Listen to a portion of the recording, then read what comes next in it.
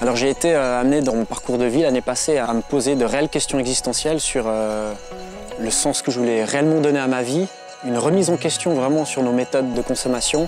J'ai eu comme un profond appel à un retour à la nature, un retour à la terre, et concevoir un jardin familial, c'était pour moi la meilleure des façons d'honorer la nature.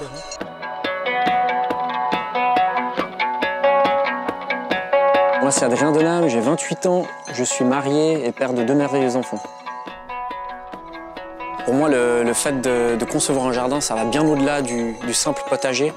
C'était pour moi vraiment un acte politique, militant, et de pouvoir retrouver un minimum d'autonomie, de résilience dans un monde où au final, on est dépendant de tout. C'est pour moi une jubilation que de répondre à un besoin aussi fondamental que l'alimentation, la nourriture.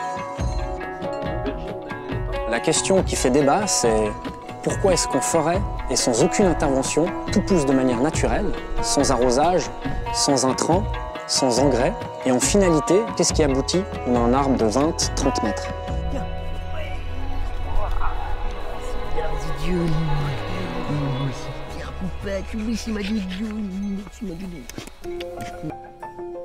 Dans le système conventionnel, on a vraiment la terre, malheureusement, comme un simple support. Et on cultive des plantes sous intraveineuse qui sont nourries d'engrais chimiques ou organiques. Alors qu'en permaculture, c'est une vision complètement à l'inverse. On part du principe que le sol, la terre, est un organisme vivant à part entière. Et l'apport de matière organique sur le sol va ensuite nourrir toute une vie biologique qui, elle, redistribuera en amont les nutriments dont la plante a besoin. La conception du jardin est basée sur des principes comme la permaculture, l'agroécologie, l'agroforesterie. Pour faire simple, c'est l'art vraiment de concevoir des systèmes qui soient stables, résilients, autonomes et en harmonie et en collaboration très étroite avec la nature.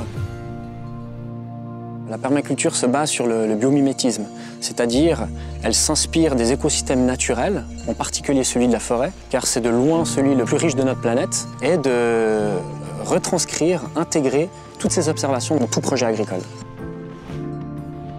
Alors un des principes en permaculture, c'est d'avoir toujours une couverture sur la terre, donc un mulch. Et l'objectif, c'est d'éviter l'évaporation, de préserver l'humidité. Et ainsi, toute cette matière organique qui va se dégrader va maintenir le cycle de fertilité. Au centre du mandala, c'est magnifique. Et c'est là où on voit tout l'intérêt du mandala. C'est qu'on peut se promener. Et depuis le centre, lorsqu'on se déplace, on a l'aperçu de toutes les planches de culture de manière très précise et très claire. La conception du jardin, c'est aussi de briser certaines croyances, pouvoir aussi avoir un avis et de penser par soi-même. Et c'est en tout cas quelque chose de très important pour moi, de transmettre ça à une génération future et, dans mon cas, à mes enfants. Le but n'est de jeter la pierre sur personne. On remercie nos agriculteurs qui nourrissent le monde chaque jour. Malheureusement, ça pose certains problèmes, mais il ne faut pas se le cacher que cette méthode d'agriculture a quand même nourri notre planète. L'objectif de cette vidéo portrait, c'est vraiment d'encourager tout le monde, dans n'importe quel contexte qu'il soit, que ce soit un balcon, une terrasse ou avec la chance d'avoir un jardin, que tout le monde peut cultiver. Et pour moi, semer une graine, c'est semer la vie.